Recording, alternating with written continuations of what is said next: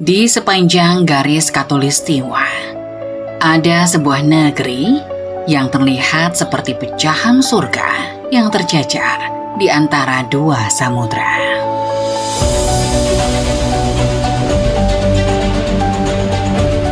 Dari kejauhan, lautnya biru terang, pulau-pulaunya hijau, gunung-gunungnya muncul dari kabut pagi. Sawahnya turun mengikuti lereng seperti anak tangga raksasa menuju sungai dan pantai.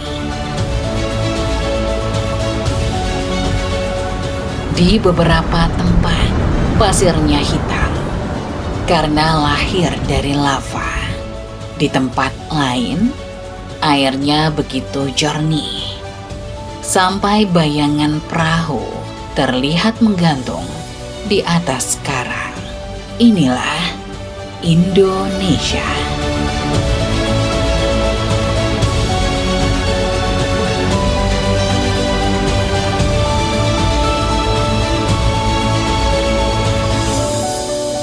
Negeri yang terlihat terlalu indah untuk berdiri di atas tanah yang begitu tidak tenang.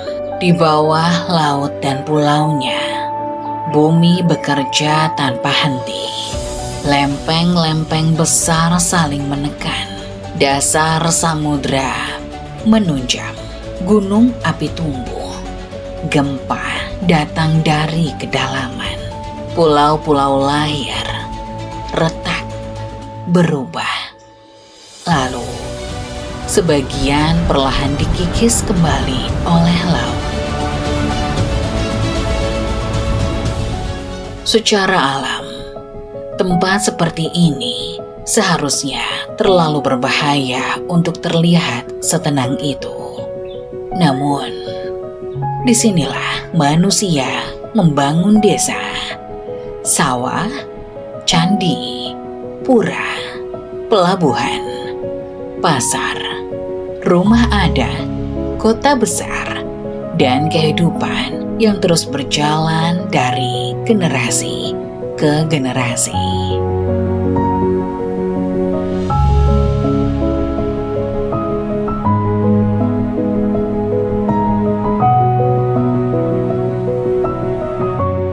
Indonesia bukan daratan utuh yang mudah dibayangkan. Negeri ini membentang sebagai ribuan pulau. Ada pulau besar yang dipenuhi hutan dan sungai. Ada pulau vulkanik yang tanahnya hitam dan subur. Ada pulau karang yang rendah, tipis, dan dikelilingi air dangkal. Ada pulau yang seperti baru muncul dari laut.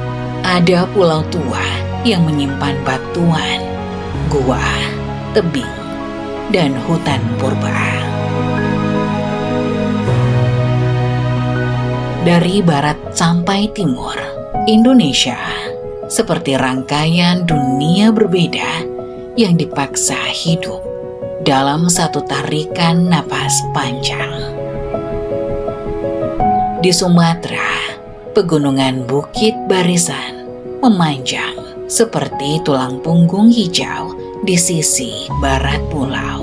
Di Jawa, gunung api berdiri dekat kota, sawah, jalan raya, dan rumah-rumah yang padat.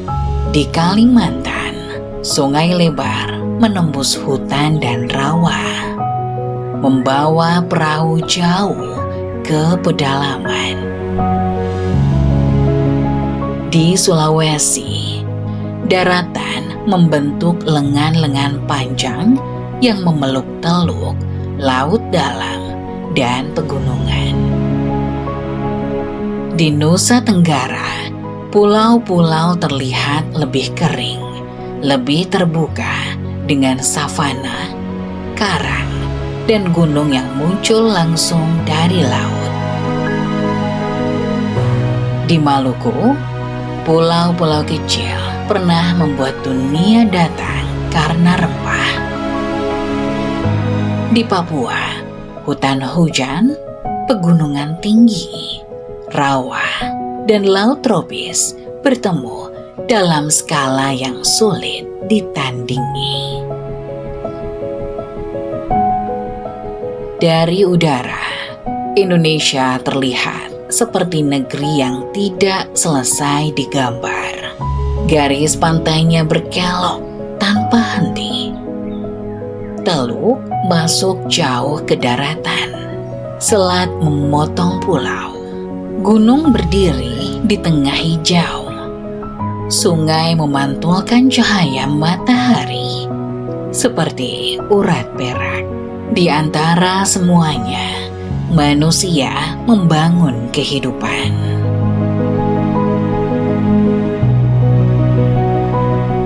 Untuk memahami Indonesia, kita harus melihatnya sebagai negeri yang lahir dari dua kekuatan besar, api dari bawah dan air dari segala arah.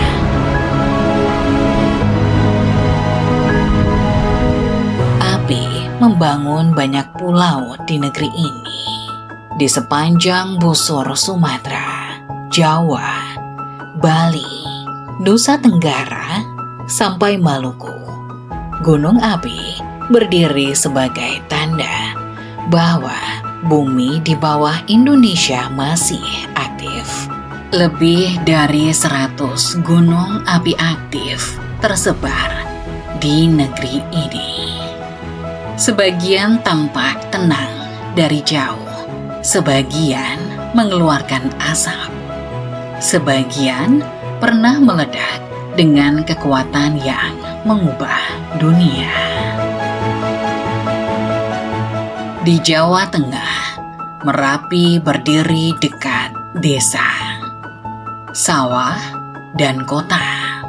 Gunung ini sering terlihat anggun saat pagi, dengan puncak yang muncul dari awan. Dari lerengnya, orang bisa melihat hamparan hijau, rumah-rumah kecil, jalan desa, dan manusia yang menjalani rutinitas seperti biasa.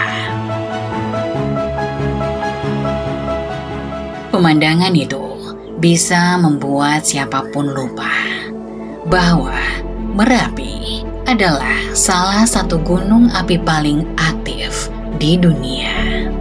Saat Merapi bangun, gunung itu tidak memberi banyak kelonggaran. Awan panas turun dari lereng. Abu menutup atap. Sungai-sungai membawa material vulkanik. Orang-orang mengungsi, membawa barang seadanya, meninggalkan rumah yang mungkin sudah dihuni keluarga mereka selama puluhan tahun. Lalu, setelah waktu berjalan, manusia kembali. Sawah dibersihkan, rumah diperbaiki, jalan dibuka lagi, anak-anak kembali sekolah. Lereng yang pernah kelabu perlahan hijau lagi. Merapi memperlihatkan salah satu rahasia terbesar Indonesia.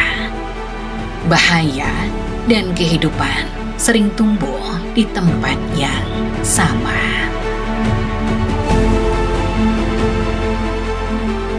Abu yang jatuh bisa merusak.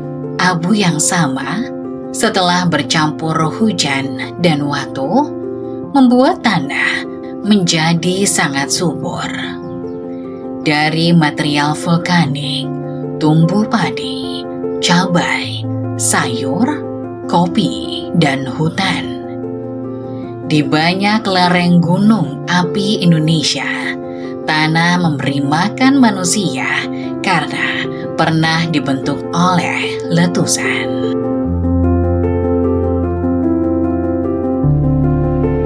Di Jawa Timur, landscape itu berubah menjadi lebih dramatis. Saat dini hari, ribuan orang menuju Bromo dalam gelap. Jeep-jeep berjalan di lautan pasir. Udara dingin. Lampu kendaraan membentuk garis panjang di tengah kabut. Orang-orang berdiri di titik pandang, menunggu matahari muncul perlahan di balik pegunungan. Ketika cahaya pertama datang, Bromo terlihat seperti tempat yang tidak sepenuhnya milik bumi. Ada kawah yang mengeluarkan asap. Ada pasir luas yang tampak seperti dasar laut purba. Ada Semeru di kejauhan, berdiri tinggi dan sering mengirim kepulan abu ke langit. Semua terlihat indah, tenang, dan berbahaya dalam waktu yang sama. Di tempat seperti ini, orang datang bukan untuk menjauh dari kekuatan alam. Mereka datang untuk melihat kekuatan itu dari dekat.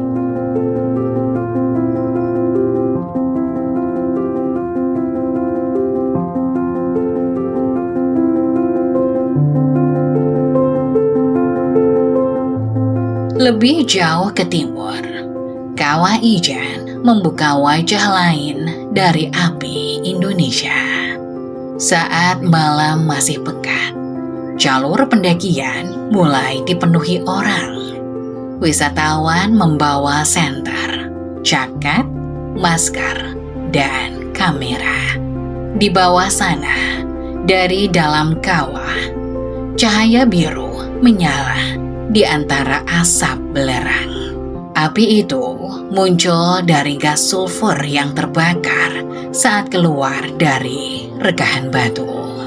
Warnanya tidak seperti api biasa. Biru, terang, tajam, hampir tidak masuk akal. Di dekat cahaya yang memukau itu, para penambang belerang bekerja. Mereka turun ke kawah, memotong bongkahan belerang kuning, lalu memanggulnya naik melewati jalur curam. Asap membuat mata perih, udara berat, beban di punggung bisa lebih berat dari tubuh yang memanggulnya dalam waktu lama. Disinilah Indonesia sering membuat pemandangan terasa tidak mudah dilihat hanya sebagai keindahan. Kamera menangkap api biru, dan sekitarnya ada manusia yang bekerja dalam kondisi yang tidak pernah benar-benar ringan. Dari Jawa Timur, kita bisa menyeberang jauh ke masa lalu menuju Sumatera Utara. Di sana, Danau Toba terbentang luas, dikelilingi bukit dan langit yang sering berubah warna. Dari tepi danau, airnya terlihat tenang. Perahu melintas pelan. Di kejauhan, Pulau Samosir berdiri di tengah danau, seperti daratan yang lupa bahwa dirinya berada di atas bekas ledakan raksasa. Toba adalah salah satu tempat paling indah di Indonesia, dan keindahan itu lahir dari salah satu letusan supervulkanik terbesar yang pernah diketahui dalam sejarah bumi modern, sekitar 74.000 tahun lalu. Hari ini, orang datang ke Toba untuk beristirahat, melihat budaya Batak, memandangi danau, dan menyusuri jalan yang berkelok di antara bukit. Rumah-rumah adat berdiri dengan atap melengkung. Musik, ulos, makam batu, dan desa-desa di tepi danau memberikan tempat ini kehidupan yang hangat. Sangat sulit membayangkan bahwa seluruh ketenangan itu berdiri di atas bekas peristiwa alam yang skalanya melampaui kemampuan manusia untuk benar-benar merasakannya. Indonesia penuh dengan tempat seperti itu. Tempat yang hari ini terlihat damai, padahal lahir dari peristiwa yang keras.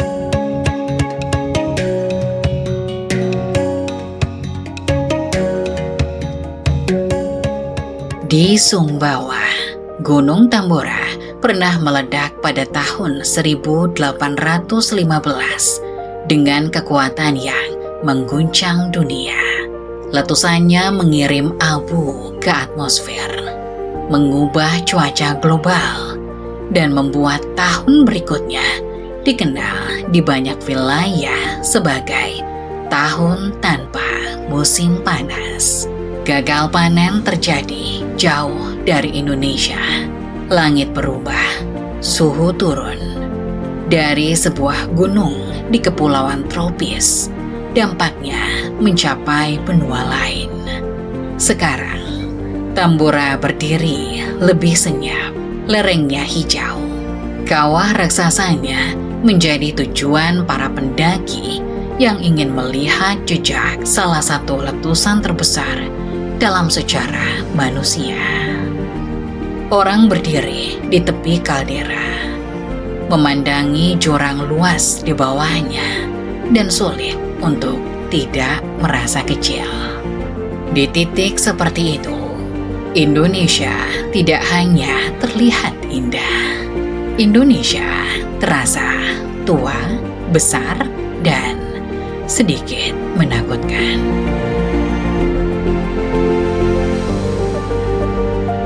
Lalu ada laut. Jika api membangun banyak pulau Indonesia, lautlah yang membentuk cara manusia hidup di antaranya. Laut memberi ikan, garam, jalur perjalanan, dan cerita. Laut membawa pedagang, pendatang, agama, bahasa, dan makanan baru. Laut membuat pulau-pulau yang jauh tetap saling mengenal. Di Wakatobi, laut menjadi rumah bagi karang dan manusia. Perahu bergerak pelan di atas air jernih.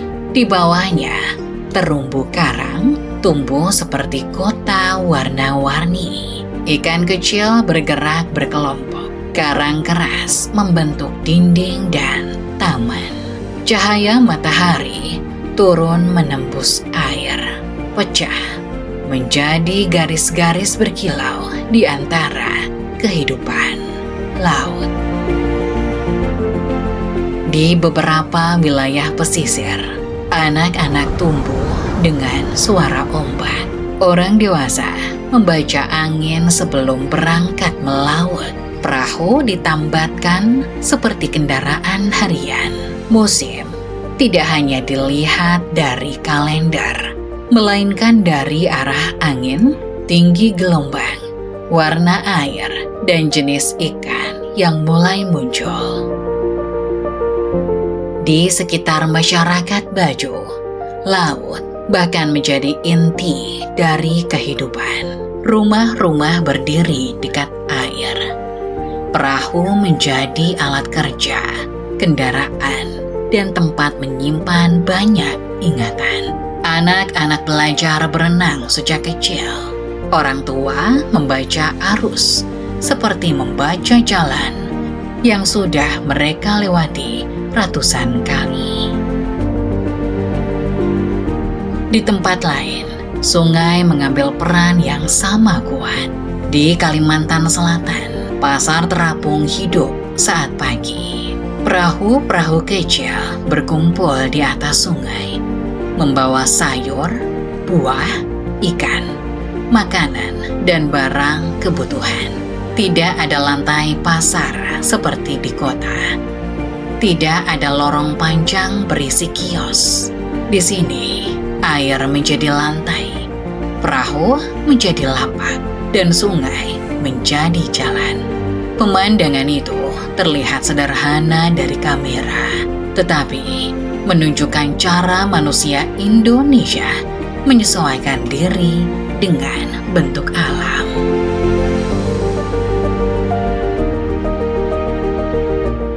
Di negeri ini, jalan tidak selalu aspal. Pasar tidak selalu tanah kering. Rumah tidak selalu berdiri jauh dari air. Di banyak tempat, manusia tidak memaksa alam berubah total. Mereka mencari cara agar hidup bisa berjalan mengikuti bentuk alam yang ada. Di Sumba, bentuk itu berubah lagi. Pulau ini tidak sebasah Bali atau Jawa. Bukit-bukitnya lebih terbuka. Pada musim tertentu, warnanya berubah menjadi coklat keemasan. Seperti padang luas yang menyala di bawah matahari. Kuda berjalan di antara savana. Desa adat berdiri dengan rumah beratap tinggi. Kubur batu megalitik berada di tengah pemukiman, membuat kehidupan dan ingatan leluhur hadir dalam tempat yang sama. Di Ratenggaro, rumah-rumah adat berdiri dekat pantai. Atapnya tinggi, menjulang tajam ke langit. Di sekelilingnya, batu-batu besar menjadi penanda keluarga dan sejarah. Ombak terdengar tidak jauh dari kampung. Angin laut membawa garam ke atap dan halaman. Di sini, masa lalu tidak disimpan di museum. Masa lalu tinggal di tengah kampung.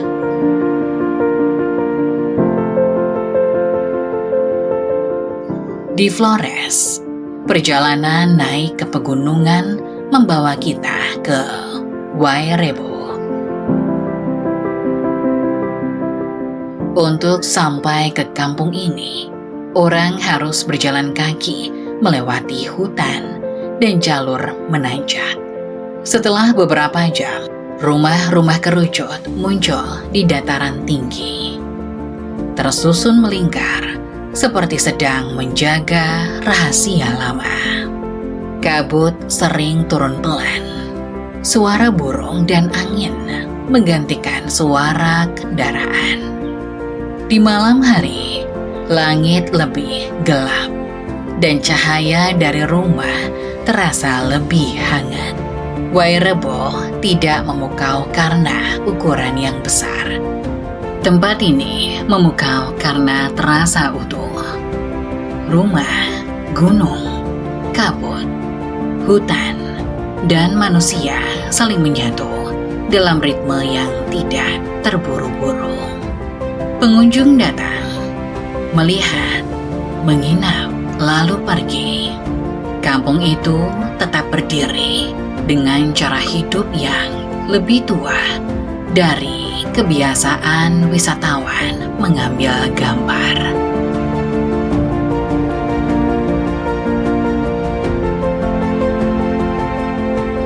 Masih di Flores, alam menunjukkan sisi yang lebih aneh. Di bagian barat pulau, Komodo hidup sebagai pemangsa besar yang hanya ditemukan di wilayah tertentu. Tubuhnya panjang, lidahnya menjulur, langkahnya berat, dan tatapannya membuat hewan ini terlihat seperti sisa dari zaman yang jauh lebih tua. Orang sering menyebutnya naga. Dan ketika Komodo berjalan di atas tanah kering Nusa Tenggara, julukan itu tidak terasa berlebihan.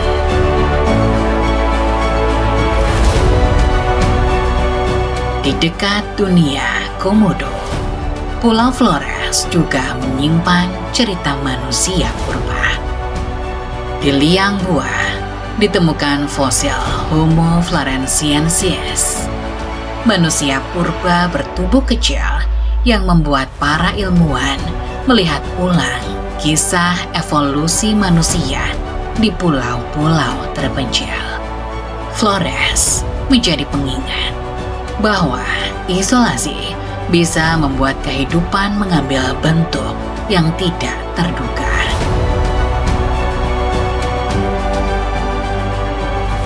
Lalu, di Kelimutu, 3 danau kawah berdiri di puncak gunung dengan warna yang bisa berubah.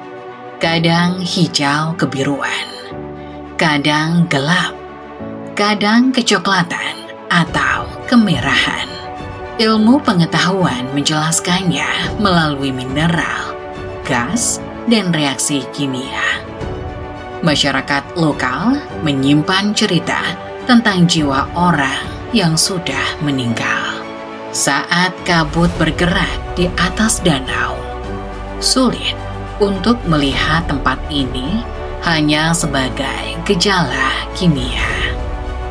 Kelimutu terasa seperti tempat di mana sains dan cerita lama berdiri berdampingan tanpa saling menghapus.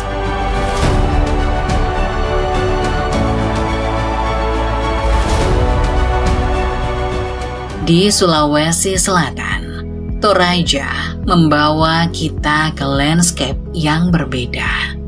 Tebing kapur menjulang di antara lembah hijau. Rumah tongkonan berdiri dengan atap melengkung, dihiasi ukiran dan warna yang kuat. Di dinding tebing, makam dipahat ke batu. Patung tahu-tahu memandang keluar dari balkon kecil menghadap dunia orang hidup. Di Toraja, kematian tidak dijauhkan dari kehidupan. Upacara, makam batu, rumah adat, kerbau, keluarga, dan lembah menjadi bagian dari satu perjalanan panjang manusia. Kamera bisa menangkap bentuknya, tetapi suasananya jauh lebih dalam dari gambar. Ada rasa hormat, waktu, biaya, keluarga besar, dan keyakinan yang mengikat semuanya. Indonesia seperti ini. Setiap wilayah bukan hanya pemandangan, melainkan cara manusia memberi arti pada tanah tempat mereka lahir. Lalu, perjalanan bergerak ke timur, menuju salah satu laut paling kaya di planet ini. Raja Ampat terlihat seperti lukisan yang terlalu sempurna untuk nyata.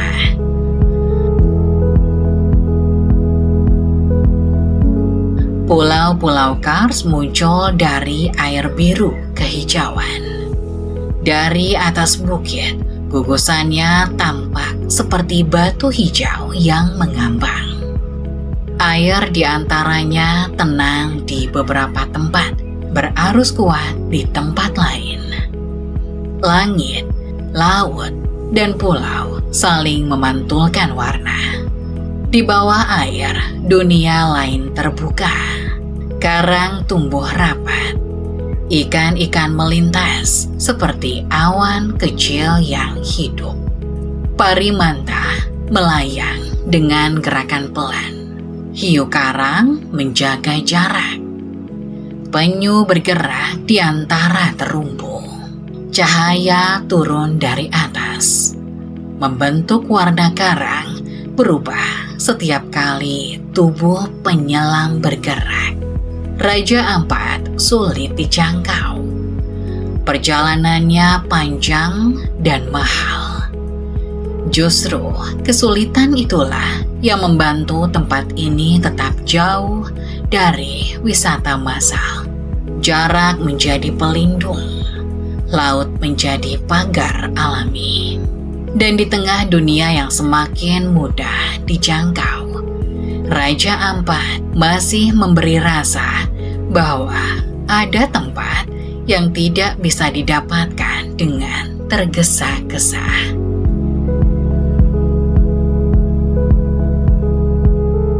Di Sumatera dan Kalimantan, kekayaan Indonesia mengambil bentuk hutan. Hutan tropis di sana tinggi, lembab, dan padat. Kanopi menutup langit. Sungai membawa air coklat melewati akar dan batang besar. Suara serangga, burung, dan hewan kecil mengisi udara. Di antara cabang-cabang tinggi, orang utan membangun sarang dari daun dan ranting. Mereka bergerak pelan, memilih buah, menjaga anak, dan mempelajari hutan dengan kecerdasan yang membuat manusia sering terdiam. Orang utan bukan sekedar satwa yang menarik untuk dilihat. Kehadiran mereka menunjukkan kesehatan hutan yang sangat luas. Saat hutan hilang, orang utan kehilangan rumah, makanan, jalur, dan masa depan. Karena itu, melihat orang utan di habitatnya selalu membawa dua rasa sekaligus, kagum dan khawatir.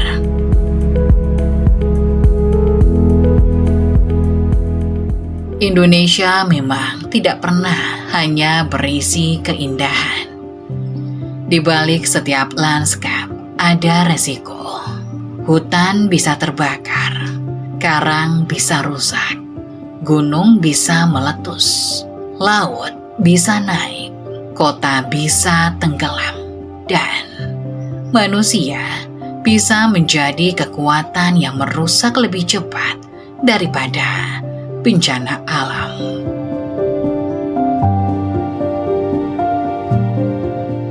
Jakarta memperlihatkan ancaman yang datang pelan.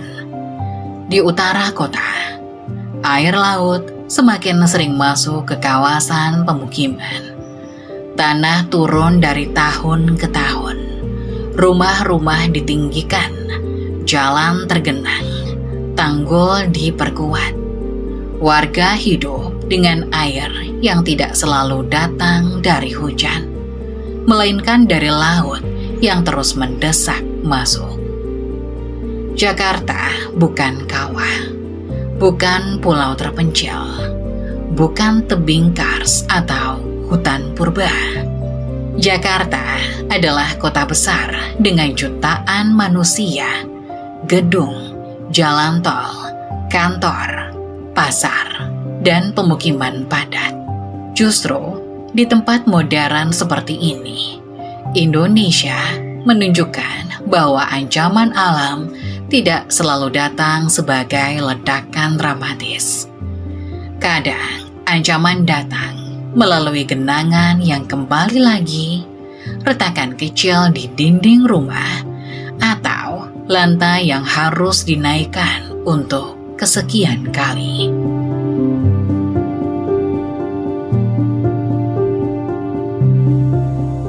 Di ujung barat Indonesia, laut menyimpan ingatan yang jauh lebih berat.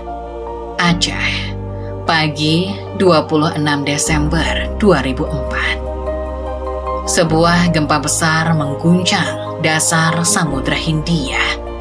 Air laut di beberapa tempat surut. Orang-orang melihat dasar laut terbuka. Ikan tertinggal di pasir. Banyak yang belum tahu bahwa itu adalah tanda bahaya. Tidak lama kemudian, gelombang besar datang. Tsunami menghantam pesisir dengan kekuatan yang menghancurkan kota, kampung, pelabuhan, jalan, rumah, dan keluarga. Kapal terseret jauh ke daratan. Bangunan runtuh. Orang-orang kehilangan banyak hal dalam waktu yang terlalu singkat untuk dimengerti.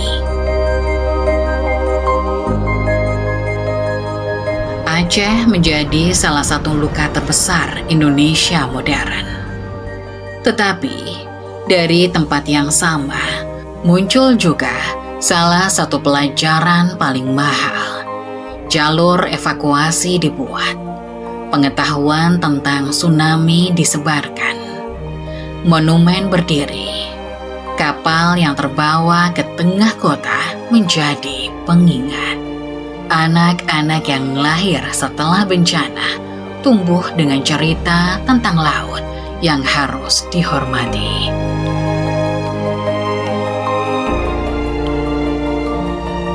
Di Indonesia, bencana sering berubah menjadi ingatan bersama. Di Palu, tanah pernah berubah seperti cairan saat gempa dan likuifaksi terjadi. Di Lombok, gempa beruntun membuat banyak keluarga tidur di luar rumah. Di Selat Sunda, tsunami datang pada malam hari setelah sebagian tubuh anak Krakatau runtuh ke laut. Di sekitar Merapi, Sinabung, Semeru, dan banyak gunung lain, warga belajar hidup dengan kabar erupsi, zona bahaya, pos pengamatan, dan rencana mengungsi. Kehidupan di Indonesia berjalan dengan kesadaran bahwa alam bisa berubah sewaktu-waktu. Dan tetap saja, negeri ini tidak kehilangan daya tariknya. Bali tetap dipenuhi orang yang mencari laut, sawah, seni, dan upacara. Di Ubud, kabut pagi turun di antara pohon dan pematang sawah. Di pesisir selatan, ombak menarik peselancar dari berbagai negara. Di pura-pura, sesajen diletakkan setiap hari. Gamelan terdengar, upacara berjalan. Di antara keramaian wisata, kehidupan spiritual Bali tetap memberi pulau ini denyut yang tidak bisa dibuat oleh hotel atau restoran manapun. Di sana, gunung, laut, sawah, dan manusia saling terhubung. Air turun dari pegunungan ke persawahan. Sawah memberi pangan. Pura air menjaga hubungan sosial dan ritme tanam. Laut menjadi tempat upacara, kerja, dan perjalanan. Bali membuat landscape terasa seperti bagian dari kehidupan sehari-hari, bukan latar yang jauh. Itulah kekuatan Indonesia.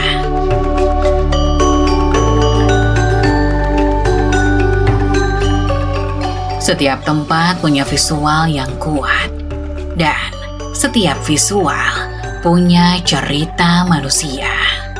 Semua itu berada dalam satu negeri. Karena itu, Indonesia terasa seperti tempat yang harusnya tidak ada. Bukan dalam arti negeri ini tidak pantas berdiri. Justru sebaliknya, Indonesia terasa mustahil karena terlalu banyak kekuatan yang seharusnya membuat kehidupan sulit bertahan. Api dari bawah tanah, laut yang luas, gempa yang datang mendadak, gunung yang meletus, hutan yang terlalu lebat, pulau yang terlalu tersebar, dan cuaca tropis yang bisa berubah cepat. Namun, manusia tetap tinggal. Mereka menanam di lereng gunung. Mereka melaut sebelum matahari naik. Mereka membangun rumah di tepi sungai. Mereka membuat kampung di dataran tinggi. Mereka memahat makam di tebing. Mereka menjaga sawah dengan sistem air yang diwariskan. Mereka kembali setelah bencana.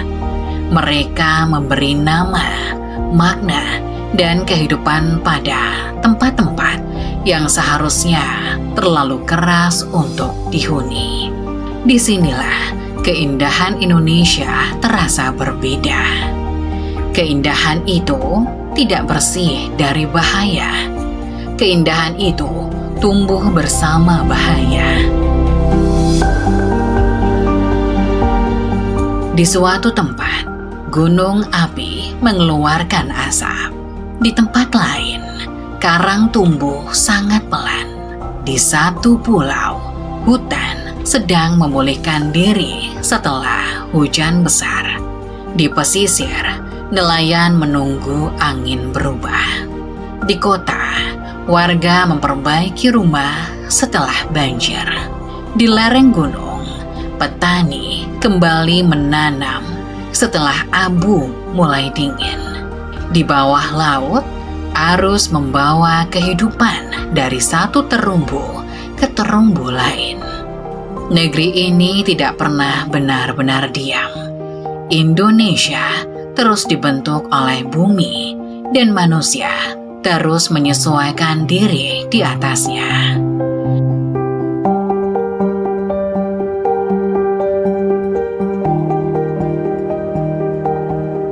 Negara ini harusnya sulit ada.